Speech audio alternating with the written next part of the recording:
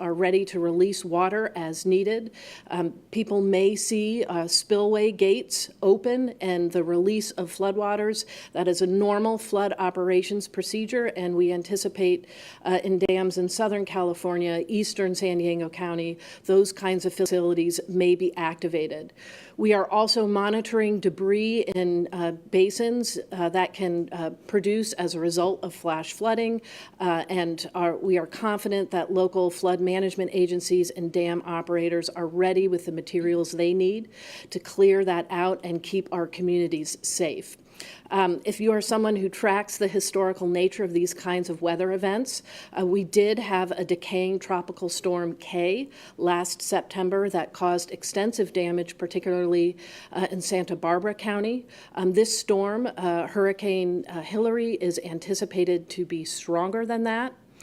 You would have to go back to 1939 since Southern California last saw a true tropical storm affect populations that dropped almost 8 inches of rain on Mount Baldy in Los Angeles County. So given all of that, we strongly advise people to stay home. If you do not need to be out on the roads, please take yourself out of the equation. We need to make sure that all of our folks are kept safe, including our first responders. So thank you, and please be safe over the course of the next 24 to 48 hours. With that, I would like to introduce Kim Johnson, the Director of our Department of Social Services. Director Johnson. Thank you, Director. With California Health and Human Services Agency, we've mobilized most of the departments within the agency, reaching out to local partners, to our licensed settings, caring for some of our most vulnerable, those with disabilities, our elders, those older adults, as well as unsheltered individuals, to help ensure that people have access to the services should they need them. Remember, it is not too late to prepare. Visit our website at www.chhs.ca.gov and download your template for your personal emergency plan to keep you and your family safe. This is especially important for those who have access and functional needs. Each of us, as you've heard, can also do our part. Please check in on your neighbor, connect with the older person in your life, and offer support to the person who might need some additional help. We are absolutely stronger together. If you are concerned about the well-being of a loved one residing in one of the state's long-term care facilities, that's board and care, assisted living, skilled nursing, please don't hesitate to reach out to the statewide long-term care ombudsperson. That crisis line is available 24/7 and can be reached at 1-800-231-4024. The team at the Department of Public Health is coordinating with regional medical health disaster coordinators and proactively engaging with all health facilities, including hospitals and nursing homes, in areas that are most likely to be impacted to ensure that they both maintain operations and have sufficient capacity.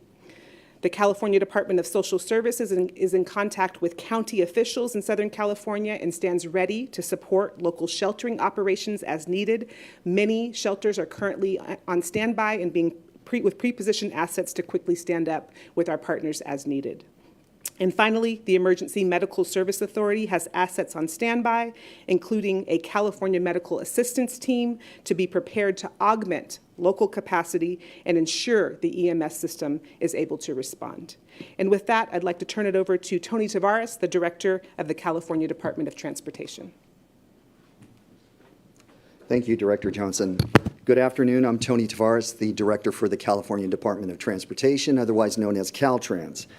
Caltrans has been proactively pre-positioning resources since Friday morning, including employees and equipment, staging them so that we can respond very quickly to this storm event. We have almost 2,000 employees working 12-hour shifts around the clock, and we have activated our Department Operations Center here in Sacramento, as well as our Emergency Operations Centers in our districts between Sacramento and San Diego and in between. We've also reached out to our construction contracting industry partners, and we have several large, medium, and small business enterprises on standby, ready to assist our crews if needed. Safety, that's our highest priority at Caltrans. It's my biggest concern for you, your families, and your loved ones. We want to ensure that you are safe through this entire event. If you do not need to be on the roadways, we are asking you to postpone any of your non-essential travel until the peak of the storm passes.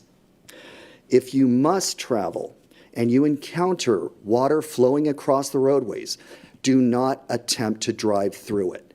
It takes just a very limited amount of water to wash a vehicle away. Out of the abundance of caution, Caltrans may close roadways proactively to ensure your safety. So please be patient with us as we get through this storm together. We're also experiencing right now in real time local flooding in Imperial and Riverside counties, and we are taking those precautions and closing those roadways and setting up detours.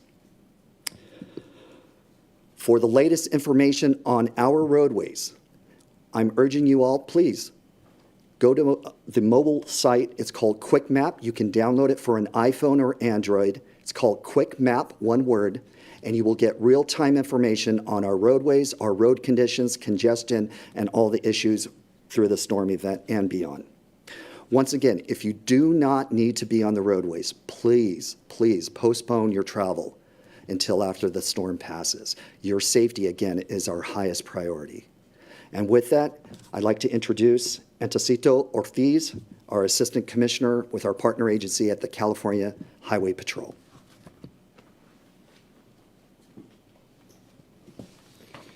Thank you, Director Tavares. Appreciate that. Ladies and gentlemen, I first want to thank the first responders and the people who have been working tirelessly to ensure public safety in the state of California in the wake of Hurricane Hilary. Thank you for what you do. And for the first responders and local and state partners across the state, thank you for what you do day in, day out. Thank you for what you're going to do in the next few days, potentially. We want you to be safe. With potentially dangerous weather conditions on the horizon, including high winds and flooding, power outages, mudslides, it's important to take this opportunity for people to make the necessary steps to be safe. This is not a time to be complacent. It's a time to take the steps to keep yourself safe and your family safe. And speaking of safety, that's what the CHP is all about. Our mission is to provide the highest level of safety, service, and security, and that's what we're going to do. We too have some recommendations, and Director DeFaris just mentioned that, but it's worth mentioning a second time because that's how important it is to the public. Our recommendation to you is this: if you don't need to travel and you're impacted, you're living in an area that's impacted by Hurricane Hilary, please stay off the road. Stay home and be safe. However, if you need to travel, it's absolutely necessary, we're going to ask that you be vigilant, be aware of your surroundings, watching out for mudslides, downed trees, flooding, the sustained high winds. Those are all concerns to us. But if you need to travel, please do so safely. And remember two points of recommendation that I'd like to leave with you. First of all, leave early. Leave your residence early so they get to your destination safely and efficiently. And secondly, slow down. That's good advice for any day, even on a sunny California day, but especially the next few days, slow down and get to your destination safely. But what I would like to say next is very important. I would like the public to listen to what I am going to say, and I can't place enough emphasis on this. Director Tavares mentioned it as well. Please, if you encounter a roadway that's flooded, absolutely do not attempt to cross that roadway. It may seem passable, but it may seem that there's just a film of water across the roadway, but you don't know where that's going to carry you. It could carry you down to a creek, to a river, to an area that you are not reachable to emergency responders. Please stay away from flooded roadways. And speaking of roadways, many of our roadways are going to be barricaded with signs and barricades. That's a sign. They're put there for a reason, for you to remain safe. Please be smart and do the right thing and don't drive around those barricades. Finally, power outages. It's been mentioned before. If you encounter an intersection or an on and off ramp that has no power, we ask that you treat that as you would a four-way stop sign. Safely approach the stop sign or the intersection and navigate through it safely when it's safe to do so. The CHP stands ready to assist our partners in serving and protecting the people of California. Our resources are made available right now. We're taking necessary steps to provide that highest level of safety and service to the public. We're going to get it right. We're going to do it right. And by collaborating with our partner agencies here and across the state, we're going to get through this. And lastly, if you find the need to call 911 or you need to text 911 because you need assistance, please do so. We have an army of highly trained and professional public safety dispatchers who are there to take your calls and assist you in any way possible. Thank you for this opportunity. I'm going to turn it over to Colonel Kaufman with the California Military Department.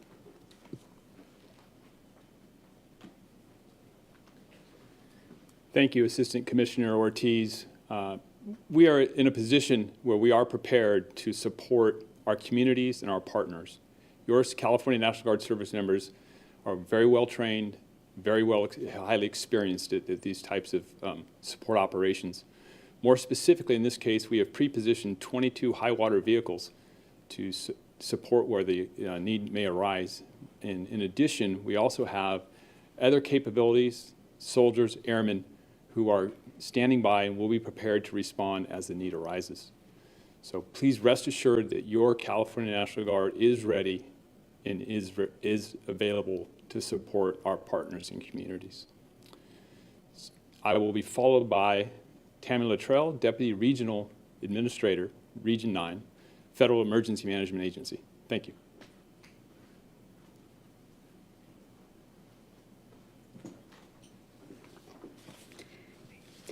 Thank you, Colonel Kaufman. I need to emphasize some of the things that were said, but most of all, I want everyone to know that FEMA is well aware that this is a very unique storm. We are working very closely with the California Governor's Office of Emergency Services, and just so proud to be able to stand again and work again with Mrs. Nancy Ward, former colleague. We have the utmost confidence in Cal OES and the abilities, the capabilities, and the capacities to be able to respond. FEMA in this stage, we're going to emphasize on preparedness. We've heard it, yet you're not able to hear it enough, and that is now is the time to be prepared and to get prepared, and to not just look after oneself, but to be able to look after your family members, your neighbors, your friends. And I want to share with you a couple sites here to help you be better prepared.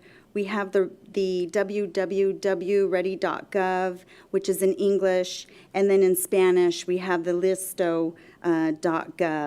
The listocalifornia.org will provide preparedness information and tips on how to be better prepared in multiple languages. I also want to assure you that we have several FEMA employees who are coordinating with Cal OES and monitoring this storm. Many might be thinking, yes, we have 1,000 FEMA emergency responders and emergency staff supporting the state of Hawaii. We have staff who are dedicated to watching Hurricane Hilary. Also, by the direction of President Biden, he wants us and encourages us to continue to take the whole of government approach. So we will continue to do that as we are supporting storms all the way east in the Caribbean, through the Atlantic, through California, all the way out to the Pacific. We do have a FEMA liaison who is here working in the State Operations Center, along with our FEMA integration team member. They are here also working. We have our FEMA Incident Action Management team who is also on standby. That's our national team. Our National Response Coordination Center in Washington, D.C., they're not far away. They may seem far away, but they are up bright and early and working late to listen to our requests. We will meet with other federal agencies today to discuss how we can continue to support these efforts. And with that, I'm going to turn it back over to my colleague, Mrs. Nancy Ward. Well, as you can see, there's a plethora of agencies and a lot going on to support the Southern California communities as best we can. But with that, we will take some questions.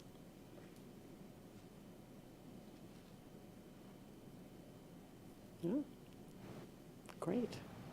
All right. Well, thank you so much for joining us today. And again, I hope that everyone understands we need you to do your part in being safe and keeping your communities, your families, your friends, your neighbors safe as well. Thank you.